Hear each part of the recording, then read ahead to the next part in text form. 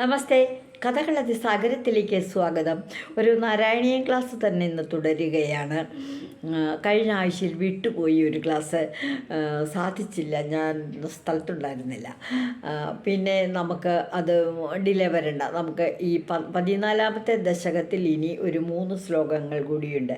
അതുകൂടി തൊട്ടടുത്ത് തന്നെ ഒരുമിച്ച് അങ്ങ് സംപ്രേഷണം ചെയ്യാമെന്ന് കരുതുകയാണ്.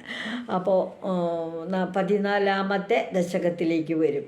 ഓം നമോ ഭഗവതേ വാസുദേവായ, ഓം നമോ ഭഗവതേ വാസുദേവായ, ഓം നമോ ഭഗവതേ വാസുദേവായ.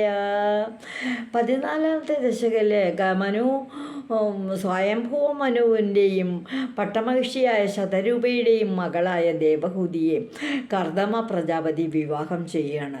അച്ഛനും അമ്മയും കൂടി നാരദൻ്റെ ഉപദേശമനുസരിച്ച് കർദമ പ്രജാപതിയുടെ താമസസ്ഥലത്ത് കൊണ്ടുചെന്ന് മകളെ വിവാഹം ചെയ്തു കൊടുത്തു. അതീവ സുന്ദരിയും സുശീലയും സമ്പന്നയുമായ ദേവഹൂതി കർദമ പ്രജാപതിയുടെ പത്നിയായിരിക്കുകയാണ്. ഒരുപാട് കാലം ഭഗവാനെയൊക്കെ തപസ് ചെയ്തു പ്രത്യക്ഷപ്പെട്ടു. ആ ഗരുഡോപരി കാളമേഘകമ്രം, കാർമുകിൽ വർണ്ണൻ്റെ നിറത്തിൽ സുന്ദരനായ ഭഗവാൻ ഗരുഡൻ്റെ പുറത്ത് കയറി കാളിത്താമര കയ്യിൽ പിടിച്ചുകൊണ്ടാണ് കർദമൻ്റെ മുമ്പിൽ പ്രത്യക്ഷപ്പെട്ടത്. അദ്ദേഹം ആ വിധത്തിലാണ് ഭഗവാനെ ധ്യാനിച്ചത്. അപ്പോൾ തന്നെ അദ്ദേഹം അനുഗ്രഹിച്ചു. സ്വയംഭൂവ മനുവിൻ്റെ മകള് വിവാഹിത ഭാര്യയായിട്ട് വരുമെന്നും അങ്ങേക്ക് 9 പുത്രിമാരുണ്ടാകുമെന്നും പിന്നെ ഞാൻ തന്നെ അങ്ങ് ഒരുപാട് കാലമായില്ലേ എന്നെ ഇങ്ങനെ ഭജിക്കണത്, അതുകൊണ്ട് മകനായി വരണേ മകനായി വരണേ എന്നായിരുന്നു പ്രാർത്ഥന. ആ പ്രാർത്ഥന കേട്ട് ഞാൻ തന്നെ അംശാവതാരമായി അങ്ങയുടെ മകനായി ജനിക്കുമെന്നും അങ്ങേക്ക് മോക്ഷം ലഭിക്കുമെന്നൊക്കെ അനുഗ്രഹിച്ചിട്ട് അപ്രത്യക്ഷമായി പോയി. അങ്ങനെ അങ്ങനെ ഇരിക്കുന്ന സമയത്ത് മനുവിൻ്റെ കൊട്ടാരത്തിൽ ചെന്ന് നാരദ മഹർഷി പറഞ്ഞു, ഭഗവാൻ ഇങ്ങനെ ഒരു ആഗ്രഹമുണ്ട്, അങ്ങ് മകളെയും കൊണ്ട് കർദമ പ്രജാപതിയുടെ അടുത്ത് പോകൂ, അദ്ദേഹത്തിന് ഈ മകളെ വിവാഹം ചെയ്തു കൊടുക്കൂ, പട്ടമഹിഷിയായ ശതരൂപയെയും കൂടി കൂട്ടിക്കോളൂ എന്ന് പറഞ്ഞ് അതനുസരിച്ച് ചെല്ലുകയും വിവാഹം ചെയ്തു കൊടുക്കുകയും ചെയ്തു. കർദമ പ്രജാപതിയെ ഏറെ സന്തോഷിച്ചു. തൻ്റെ ഭാര്യയാണെങ്കിൽ അതീവ സുന്ദരി, വളരെ സുശീല. ആ ഭാര്യയുടെ ശുശ്രൂഷയിൽ സംതൃപ്തയായ കർദമൻ ഭാര്യയുടെ ഇഷ്ടാനുസരണമൊത്ത് ദിവ്യഭൂമികളൊക്കെ സന്ദർശിക്കുന്നതിന് വേണ്ടി ഒരു വിമാനം തന്നെ അങ്ങോട്ട് ഉണ്ടാക്കി. ആ വിമാനത്തിൽ കയറി കർദമനും ദേവഭൂതിയും, ഇപ്പോഴത്തെ കുട്ടികൾ പറയുന്നത് പോലെ മധുവിധു എന്നോ ഹണിമൂൺ എന്നോ ഒക്കെ പറയാം, ദിവ്യഭൂമികളൊക്കെ സന്ദർശിച്ച് അങ്ങനെ ദാമ്പത്യ സുഖം അനുഭവിച്ചു കൊണ്ട് അവരങ്ങനെ ജീവിക്കുകയാണ്. തുടർന്നുള്ള ശ്ലോകങ്ങളാണ് ഇനി നമ്മൾ എത്തുന്നത്. അടുത്ത ശ്ലോകത്തിലേക്ക് പോകാം. അതായത് ഈ ശ്ലോകം 8ാമത്തെ ശ്ലോകമാണ്. 14ാമത്തെ ദശകത്തിൽ 8ാമത്തെ ശ്ലോകം ഞാനൊന്ന് വായിക്കാം, ശ്രദ്ധിക്കും. ശതവർഷമദപ്യതീത്ത സോയം നവകന്യാസമവാപ്യ ധന്യരൂപ വനയാന സമുദ്യതോപികാന്ത ഹിതകൃത്വജ്ജനനോത്സുകോന്യവാസീത് അധ ശതവർഷമധ വ്യതീത്യ സോയം ശതവർഷം വ്യതീത്യ അയം അഥ സ്വ ശതം അയം ശതവർഷം വ്യതീത്യ ധന്യരൂപ നവകന്യ സമവാപ്ത എന്ന് പറഞ്ഞാൽ 100 അനന്തരം ആ കർദമൻ അഥാ സ അനന്തരം പിന്നീട്, അതായത് ദിവ്യഭൂമികളൊക്കെ സന്ദർശിച്ച് ഭഗവത് ഭജനം നടത്തി സന്തോഷമായി ദാമ്പത്യ ജീവിതം ഇങ്ങനെ ആഘോഷിച്ചു കൊണ്ടിരിക്കുന്ന സകർദമ ആ കർദമൻ എന്ത് സംഭവിച്ചു? അനന്തരം ആ കർദമൻ ശതവർഷം 100 വർഷം, 100 വർഷം കൊല്ലം, 100 കൊല്ലക്കാലം വ്യതീത്യ ധന്യരൂപ നവകന്യ സമവാപ്ത ക്രീഡാസുഖം അനുഭവിച്ച ശേഷം സുന്ദരികളായ നവകന്യ 9 പെൺകുട്ടികൾക്ക് പുത്രിമാരെ ലഭിച്ചു. വ്യതീത്യ അവർക്ക് ലഭിച്ചു. അപ്പോൾ ഇത്രയും കൊല്ലം സമയം കൊണ്ട് 100 വർഷക്കാലത്തെ ദാമ്പത്യ ജീവിതത്തിൽ അവർക്ക് 9 പുത്രിമാരുണ്ടായി. വനയാന സമുദ്യത അഭി കാന്താഹിത കൃത്. തപസ് വനയാത്രയ്ക്ക് ഇനി തപസ് ചെയ്യാൻ വനത്തിലേക്ക് പോകുന്നതിനായി, കാട്ടിലേക്ക് പോകുന്നതിനായിട്ട് ഒരുങ്ങാൻ തുടങ്ങുകയാണ്. അപ്പം ദേവഹൂതിയുടെ ഹിതം നോക്കുന്നവനായിട്ട് കാന്താഹിതം, കാന്തയായ ഭാര്യയായ ദേവഹൂതിയുടെ ഒന്ന് പറയണം, അഭിപ്രായം പറയുകയാണ്. ഞാൻ ഇനി വനവാസത്തിന് പോവുകയാണ്, തപസ് ചെയ്യാൻ പോവുകയാണ്, എൻ്റെ ലക്ഷ്യം മോക്ഷം നേടലാണ് എന്നിങ്ങനെ പറയുന്ന സമയത്ത് ദേവഹൂതിയുടെ ഹിതം നോക്കുന്നവനായിട്ട് ത്വജനനോത്സുക ന്യവാൽസീത്. അപ്പോൾ ഈ 9 പുത്രിമാരും വിവാഹം ചെയ്തു പോയാൽ ഞാൻ ഒറ്റയ്ക്കാകില്ലേ എന്ന് ദേവഹൂതിക്കൊരു ശങ്കയല്ല, അത് വാസ്തവമാണല്ലോ. നിന്ദ്രിവടിയുടെ ജനനത്തിൽ താല്പര്യത്തോടുകൂടി ഗൃഹത്തിൽ തന്നെ താമസിച്ചു. അങ്ങ് പെൺകുട്ടികളല്ലേ നമുക്കുണ്ടായത്, അവരൊക്കെ ഓരോരുത്തർ വന്ന് വിവാഹം ചെയ്തു കൊണ്ടുപോയി. എനിക്ക് കൂട്ടായിട്ട് എൻ്റെ കൂട്ടത്തിൽ ഇരിക്കാൻ ഒരു പുത്രൻ വേണമല്ലോ, ആ ഒരു പുത്രനെ കൂടെ എനിക്ക് അങ്ങ് നൽകണം എന്നുള്ള ദേവഹൂതിയുടെ ആഗ്രഹം പ്രകടിപ്പിച്ചപ്പോൾ കാന്താഹിതകൃത് ദേവഹൂതി പറഞ്ഞു, അതുവരെ ഒരു പുത്രൻ ഉണ്ടാകുന്നത് വരെ അങ്ങ് എന്നോടൊപ്പം ഇവിടെ തന്നെ താമസിക്കണം, അതിനുശേഷം മോക്ഷത്തെപ്പറ്റി ചിന്തിക്കുക. ആ കാന്താഹിതീയ പുത്രിമാരുടെ വിവാഹ കാര്യങ്ങളും ഒരു പുത്രൻ്റെ ജനനവും ഇത്രയും വരെ അങ്ങ് ഭവനത്തിൽ ഉണ്ടായിരിക്കണം. ഭാവിയിൽ ആ പുത്രൻ ദേവഹൂതിക്ക് നൽകാനിടയുള്ളൊരു തത്വോപദേശം, അതായത് അമ്മയ്ക്ക് വേണ്ട തത്വോപദേശം കൊടുക്കാൻ വേണ്ടി ജനിക്കുന്ന പുത്രനാണ് ഇനി കർദമന് ജനിക്കാൻ പോകുന്ന പുത്രൻ, ഭഗവാന്റെ തന്നെ അംശാവതാരമായ കപിലൻ. അപ്പം ദേവഹൂതി പറഞ്ഞു, അങ്ങ് ഈ പുത്രിമാരെയൊക്കെ എന്നെ ഏൽപ്പിച്ചു പോയാലോ, ഇവരെയൊക്കെ വേണ്ട സമയത്ത് വിവാഹം ചെയ്ത് അയക്കണ്ടേ, പിന്നെ എനിക്ക് കൂട്ടിനായിട്ടൊരു പുത്രനും ജനിക്കണ്ടേ എന്നുള്ള ആഗ്രഹം പറഞ്ഞപ്പോൾ അതനുസരിച്ച് കർദമൻ ഭവനത്തിൽ താമസിക്കുകയാണ്. ആ ശ്ലോകത്തിൻ്റെ അർത്ഥം ഒന്ന് നോക്കൂ.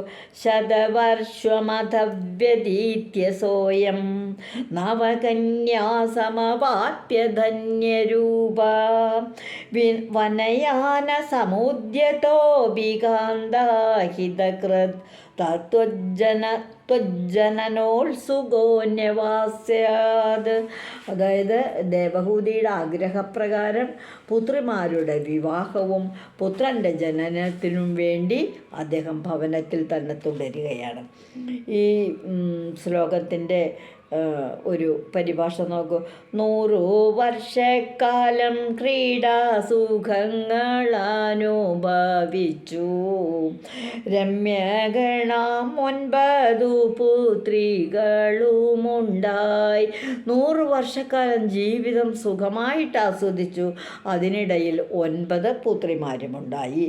തപസ്സിനായി കാട്ടിലേക്കു പോകുവാനൊരുങ്ങിയിട്ടും ഭഗവാന്റെ ജന്മത്തിനായി കൊതിച്ചു നിന്നു. ഭഗവാന്റെ ജന്മത്തിനായി കൊതിച്ചിരുന്നു. അങ്ങനെ ഭാര്യയുടെ ആഗ്രഹപ്രകാരം പെൺകുട്ടികളുടെ വിവാഹവും പുത്രൻ്റെ ജനനത്തിനും വേണ്ടി അദ്ദേഹം ആഗ്രഹിച്ചുകൊണ്ട് അവിടെ ഭവനത്തിൽ തന്നെ തങ്ങി. അടുത്ത ശ്ലോകത്തിലേക്ക് പോകാം. അടുത്ത ശ്ലോകത്തിലാണ്, ഇവിടെയാണ് കപില ദേവൻ്റെ അവതാരം. 24 അവതാരങ്ങളുള്ളതിൽ 10 പൂർണ്ണാവതാരങ്ങളും മറ്റെല്ലാം അംശാവതാരങ്ങളുമാണ്. ഒരു അംശാവതാരമാണ് ഈ കപിലദേവൻ. ഈ കപിലൻ്റെ അവതാരം നടക്കുന്ന സമയത്ത് നാരായണനാമം 16 പ്രാവശ്യം ജപിക്കുന്നൊരു സമ്പ്രദായം ചില ആചാര്യന്മാരൊക്കെ ചെയ്യുന്നത് ഞാൻ കണ്ടിട്ടുണ്ട്. ചെയ്യുന്നതിൽ തെറ്റില്ല. നമ്മൾ ഭഗവാൻ നാരായണനാമം ജപിക്കുന്നത് എപ്പോഴായാലും എന്താ തെറ്റ്? അതുകൊണ്ട് നമുക്ക് ഈ ശ്ലോകത്തിൽ കപിലാവതാരം നാമം ജപിച്ചുകൊണ്ട് ഓർമ്മിക്കാം. നിജഭർത്തഗിരാഭവന്നിഷേവ നിരതായാമതദേവ ദേവഹൂത്യാം കപിലസ്ത്വമജായഥാ ജനാനാം പ്രദയിഷ്യൻ പരമാത്മതത്വവിദ്യാം.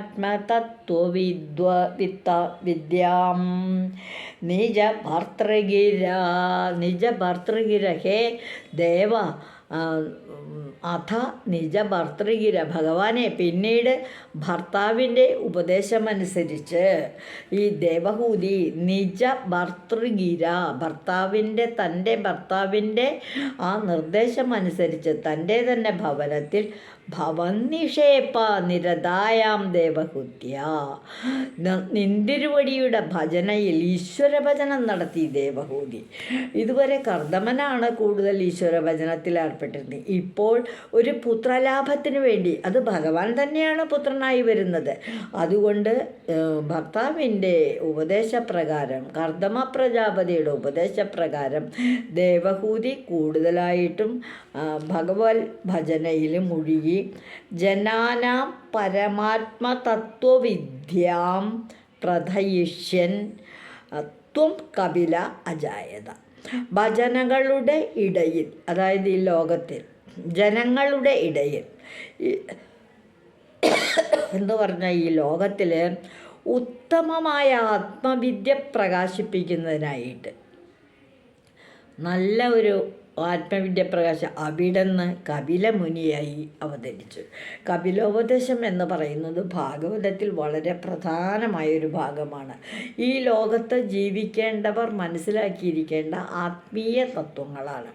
ആ ആത്മീയ വിദ്യ പ്രകാശിപ്പിക്കുന്നതിന് പ്രാപ്തിയുള്ളതായ ഒരു മകനാണ് കപിലദേവൻ. അദ്ദേഹം ജനിക്കാൻ അജായത, കപിലമുനിയായിട്ട് കപില അജായത, കപിലമുനി അവതരിച്ചു. അപ്പോൾ ഈ ശ്ലോകം ഒന്ന് വായിക്കുകയാണ്. കപിലമുനി ഇവിടെ ജനിക്കുന്നു. നിജഭർതൃഗിരാ ഭവന്നിഷേവ നിരതായാമധദേവ ദേവഹൂത്യാം കപിലസ്ത്വമജായത ജനാനാം പ്രഥയിഷ്യൻ പരമാത്മതത്വവിദ്യാം. നാരായണ നാരായണ നാരായണ നാരായണ നാരായണ നാരായണ നാരായണ നാരായണ നാരായണ നാരായണ നാരായണ നാരായണ നാരായണ നാരായണ നാരായണ നാരായണ. സർവത്ര ഗോവിന്ദ നാമസങ്കീർത്തനം. ഗോവിന്ദ ഗോവിന്ദ. ഈ ശ്ലോകത്തിൻ്റെ പരിഭാഷയൊന്ന് കേൾക്കൂ. കർദമൻ്റെ വാക്കുകളെ ശിരസാവഹിച്ചു പത്നി. കർദമൻ്റെ വാക്കുകളെ ശിരസാവഹിച്ചെന്ന് വെച്ചാൽ പരിപൂർണമായിട്ടനുസരിച്ച് കരുണാസാഗരനെ താൻ തപം തുടങ്ങി. കരുണാസാഗരമായ ഭഗവാനെ അങ്ങ് തപസ് ചെയ്യാൻ തുടങ്ങി. ആത്മാവിദ്യ ജനങ്ങൾക്കു പകരുവാനായിക്കൊണ്ട് ആത്മാരാമൻ കപിലനായി അവതരിച്ചു. ആത്മവിദ്യ ലോക ജനതയ്ക്ക് പകർന്നു നൽകുന്നതിന് വേണ്ടിയിട്ട് ഭഗവാനെ ആത്മാരാമനായ അങ്ങ് തന്നെ കപിലദേവനായിട്ട് അവതരിച്ചു എന്നാണ് പറയുന്നത്. അടുത്ത ശ്ലോകം 14ാമത്തെ ദശകത്തിലെ ലാസ്റ്റ് ശ്ലോകമാണ്. ശ്രദ്ധിച്ചോളൂ. വനമേയുഷി കർദമേ പ്രസന്നേ മദസർവസ്വമുപാദിശൻ ജനന്യൈ കപിലാത്മക വായുമന്ദിരേശ ത്വരിതം ത്വം പരിപാഹി മാം ഗദൗഖാദ്. വനമേയുഷി കർദമേ പ്രസന്നെ, അതായത് കപിലാത്മക വായുമന്ദിരേശ, കപിലമൂർത്തിയായി അവതരിച്ച അല്ലയോ ഗുരുവായൂരപ്പ. അതിലാണ് പറയുന്നത് ഇവിടെ കപിലാത്മക വായുമന്ദിരേശ, കപിലമൂർത്തിയായിട്ട് അവതരിച്ച അല്ലയോ ഭഗവാനെ വായുമന്ദിരേശ, ഗുരുവായൂർ പുരവാസ ഗുരുവായൂരപ്പ. പ്രസന്നേ കർദമേ വനം ഏയുഷി. കൃതകൃത്യനായ കർദമൻ വനത്തിലേക്ക് തപസ്സിനായി പോയപ്പോൾ, കർദമൻ ഉദ്ദേശിച്ചിരുന്നത് പോലെ തന്നെ പുത്രലാഭം കൊണ്ട് ദേവഹൂതിയെ സന്തോഷിപ്പിച്ച് പുത്രിമാരെയൊക്കെ വിവാഹം ചെയ്തതിന് ശേഷം വനത്തിലേക്ക് പോയപ്പോൾ ജനന്യെ മതസർവസ്വം ഉപാദിശൻ ത്വം, അങ്ങയുടെ അംശാവതാരമായ കപിലൻ എന്ന മകൻ ദേവഹൂതിയോടായി പറയുന്നത് പോലെ അമ്മയ്ക്ക് മതസിദ്ധാന്തങ്ങളുടെ എല്ലാം സാരാംശം ഉപദേശിക്കുന്ന അങ്ങ് നിന്തിരുവടി മാം ത്വരിതം ഗതൗഘാത്. അവിടെയാണ് കാര്യം. എന്നെ വേഗത്തിൽ എല്ലാ രോഗങ്ങളിൽ നിന്നും മുക്തനാക്കണം കേട്ടോ. എന്നെ രക്ഷിക്കണേ. എൻ്റെ രോഗങ്ങളെല്ലാം മാറ്റി എന്നെ രക്ഷിക്കണേ. അമ്മയെ ആത്മോപദേശം കൊണ്ട് സമ്പന്നയാക്കുന്ന അല്ലയോ കപിലേശ, വായുമന്ദിരേശ, മാം ത്വരിതം എന്നെ വേഗത്തിൽ തന്നെ ഗതൗഘാത് പരിപാഹി, രോഗങ്ങളിൽ നിന്നെല്ലാം എന്നെ രക്ഷിക്കണേ എന്നുള്ള പ്രാർത്ഥനയോടെ 14-ാം ദശകം സമർപ്പിക്കുകയാണ്. ശ്ലോകം ഒന്നുകൂടെ വായിക്കുകയാണ്. വനമേയുഷി കർദ്ദമേ പ്രസന്നേ മത സർവസ്വമുപാദിശൻ ജനന്യേ കപിലാത്മക വായുമന്ദിരേശ ത്വരിതം ത്വം പരിപാഹി മാം ഗതൗഘാത്. നമുക്ക് ഈ ശ്ലോകത്തിൻ്റെ പരിഭാഷ കൂടി ഒന്ന് നോക്കാം. കപിലമൂർത്തിയാകുന്ന ഗുരുവായൂരപ്പാദേവ, കപിലമൂർത്തിയാകുന്ന ഗുരുവായൂരപ്പാദേവ, കർദ്ദമനോ കാട്ടിലേക്കു നടന്നു നീങ്ങി. തൻ്റെ പിതാവായ കർദ്ദമൻ കാട്ടിലേക്ക് പോയി കഴിഞ്ഞു. അമ്മയ്ക്കു ആത്മജ്ഞാനത്തെ ഉപദേശിക്കുന്ന പ്രഭോ, അമ്മയായ ദേവഹൂതിക്ക് ആത്മജ്ഞാനം ഉണ്ടാക്കി കൊടുക്കാൻ ഉപദേശിക്കുന്ന അല്ലയോ പ്രഭോ ഗുരുവായൂരപ്പ, അടിയൻ്റെ രോഗങ്ങളെ തീർത്തു തരണേ. ഭക്തകവിക്ക് ഒന്നേ ഉള്ളൂ പ്രാർത്ഥന. ഇങ്ങനെയെല്ലാം അമ്മയെപ്പോലും ആത്മജ്ഞാനം നൽകി അനുഗ്രഹിക്കുന്ന അങ്ങയുടെ ഗുരുവായൂരപ്പ, കപിലദേവ, വായുമന്ദിരേശ, അങ്ങ് അടിയൻ്റെ രോഗങ്ങളെ തീർത്തു തരണേ. എൻ്റെ രോഗങ്ങളെല്ലാം തീർത്തു തരണേ. ഈ ദശകം ഇവിടെ അവസാനിക്കുകയാണ്. 14-ാമത്തെ ദശകം ഭഗവാന്റെ പാദാരവിന്ദങ്ങളിൽ സമർപ്പിക്കുന്നു. ഓം നമോ ഭഗവതേ വാസുദേവായ. സർവത്ര ഗോവിന്ദനാമ സങ്കീർത്തനം. ഗോവിന്ദ ഗോവിന്ദ. ശ്രീ ഗുരുവായൂരപ്പ ശരണം. ഇതുവഴി വന്നാലും ഇത്തിരി നേരമിരുന്നാലും കഥകൾ കേട്ടാലും കളിയായി പറയും കഥയാണേ, കാര്യം പറയും കഥയാണേ. 14-ാമത്തെ ദശകം നിങ്ങളോടൊപ്പം ഞാനും ഗുരുവായൂരപ്പൻ്റെ പാദങ്ങളിൽ സമർപ്പിക്കുന്നു. എല്ലാവർക്കും നന്ദി.